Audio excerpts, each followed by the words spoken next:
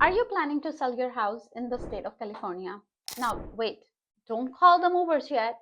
There are 6 crucial questions that you have to understand and you have to answer them. And guess what?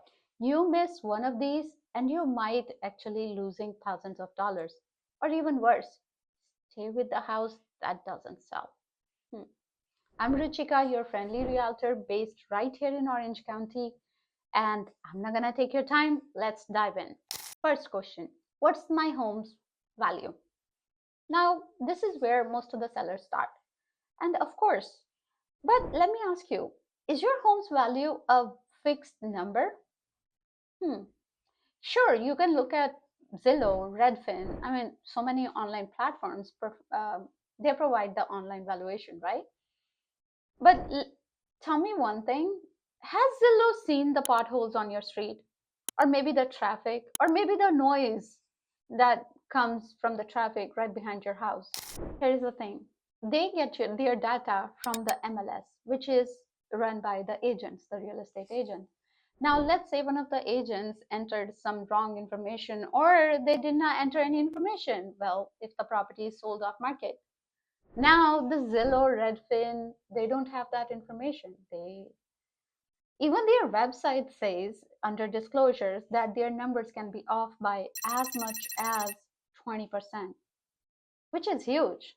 That's like 200,000 on $1 million home. Hmm. Are you ready to be off by that big of a margin? So how do you decide what's the right valuation for your home? There are a few factors that you should look at. First, look at the recent comparable sales. Not in the zip code, not in your city, but your exact neighborhood. Look at the upgrades that your house has, but the others sold, they're not. And then the market conditions. Well, you gotta see, are the homes selling off the shelf or they are kind of staying in the market for some time? And then, of course, last but not the least, the real estate agent. Consult somebody who knows your exact neighborhood, not the city, not the zip code. No. Why? Why? Because pricing right from the beginning is so important. That's the difference between pin drop silence to multiple offers. Yes. So you make the decision. Question number 2. What are my legal disclosure obligations? Well, here's the thing. You don't just hand over the keys, you gotta hand over all the information too. And these are done through 2 forms: TDS, the transfer disclosure statement, and the SPQ, the seller property questionnaire. Between the two, you will be disclosing things from any roof leaks in the past, any fixing you did, even the neighborhood nuisance, anything that you know of, anything that could matter to the buyer to make the informed decision. Yes. Now, there are a few exemptions. Let's say the seller has never lived at the property. Maybe they inherited it. Maybe it was their investment. So they might be exempt from one of the 2 forms, but still, disclosing everything you know about the property is a must if you want to stay away from the lawsuits, even after the sale. Yes, that's right. How about disclosing the sunroom that you made without the permits? Fun fact, you have to disclose that. You do have to disclose that there were no permits pulled from the city. Yes, it's a part of your disclosure. Fun fact, another one, yes. Now, if there is a death that happened on the property within the last 3 years, within the last 3 years, yes, that becomes a part of the disclosure too. Hmm. Disclosure, disclosure, disclosure. You can never disclose more. Question number 3. How much it costs to sell my home? Most of the time, the sellers just focus on the big number, just the sale price. But no, selling a home comes with its own costs. Let's break it down. First, realtors' commissions. Now, you have to pay for your own representation. That's a given, right? But paying for the buyer's agent's commission as well, it brings more educated buyers to your door. Now, why do you need that? To avoid the legal trouble in the future. Think of commission as an investment that brings you more net while protecting you at the same time. Yes. Now, second, closing cost. The seller incurs title cost, escrow, transfer fee, and the notary. In California, most of the time, this comes to 1 to 1.5% of the sale price. Number three, repairs and improvements. Now, after you open the escrow, the buyers performs the general inspection of the home or whatever inspection they want to do. Now, that inspection can bring some things that you might not know, like a leak under the sink. But sometimes it could be a big item. The AC didn't work, the roof is leaking. Now, there are two roads from here. Either you can provide the credits to the buyer to get the repairs done themselves, or you can fix these items for them and done with it. Number four, staging and professional photography. Data has proven when the home is staged properly and pictures are not clicked from the phone and slapped online, the data has shown the seller ends up with at least 15% more than otherwise. Yes. So that's why I make sure it doesn't matter if it's a condo for 500,000 or if it's a $2 million listing. I always take care of the expenses for staging and photography. It's never on my seller.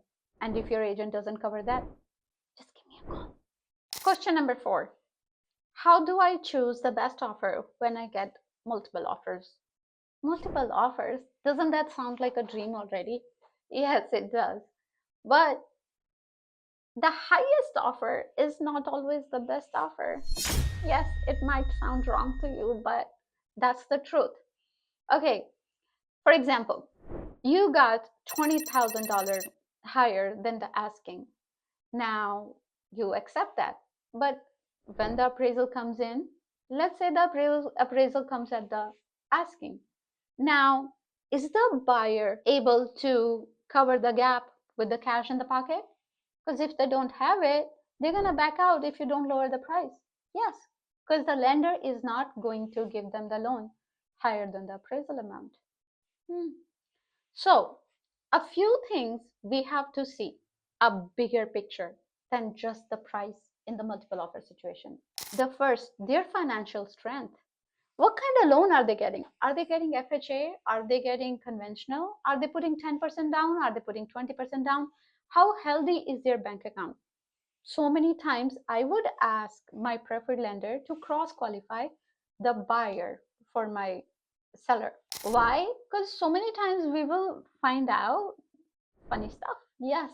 Something like one time we found out, oh, buyer has made 11 offers already. So we knew we have the leverage over here. And one time we found out the lender hasn't even started working with the buyer. They haven't looked at their credit report or anything. They know nothing, but they have issued a pre-approval letter. That happens too. So get them cross-qualified. Yes. Second, contingencies. There are three kinds of contingencies: the appraisal, the inspection, and the loan. The lower the contingency period is, the better for you. And if they can waive few contingencies, even better for you. Timeline. Maybe you're closing an escrow for your replacement property. So at the same time, so will the buyer be able to close at the same time? Or maybe they can give you a rent back period, rent free, where you can live in your house and get ready for closing the escrow on your replacement property. There are a few things that you can work out and look at all those options. Sit down with your realtor and go over it. Question number 5. What's my tax situation? My capital gains. So many sellers, they think it's a future problem. We will do that when we cross that bridge. I would say it's better to make an informed decision. We should know it today. So how would you figure it out? If your primary residence, well, I have a good news and a bad news for you. The good news is there is an exemption. There is a tax exemption. The bad news is the tax exemption is only up to $250,000 if you file the taxes single. But if you file the taxes jointly with your partner, then it's up to $500,000. Now, what does that mean? Let me explain it. For example, you bought the house for $300,000 and today you are selling it for $800,000. which gives you the capital gains of 500,000. So let's say if you are single while filing the taxes, then you are exempt for up to 250,000 of your 500,000 gain. Now you pay taxes on the leftover. But if you file the taxes jointly, you're exempt for the entire capital gain taxes, entire profit. And yes, you're free, at least from the Uncle Sam. So if it's an investment, then of course you do 1031 exchange, which is the perfect way to defer taxes until forever. Bottom line, don't wait until you close the escrow to figure this out. Make an informed decision. Question number 6. How do I prepare my house to attract more buyers? Now, here's the truth. Most buyers decide within the first few seconds of seeing your home if they want to buy it or not. So what you gotta do, that means the presentation is not a choice. It's essential, the good presentation. Now first, declutter and depersonalize. Now, you want the buyers to come in and imagine living in the house, not looking at your personal pictures or the piles of stuff. That's a big no. Second, deep clean. The floors, the windows, there shouldn't be any web because the spotless sells, and if it's dirty, it makes the buyers wonder what else has been neglected. And some simple updates like fresh paint, a nice landscape, a good curb appeal. Oh my goodness, it goes a long way. You don't need the entire remodel to impress the buyers. No, no, no. Just do enough. That would be good too. And professional staging and photography. We already touched that point. It sells 15% more. Sellers do net more when it's done right. So yes, always, always, always focus on that.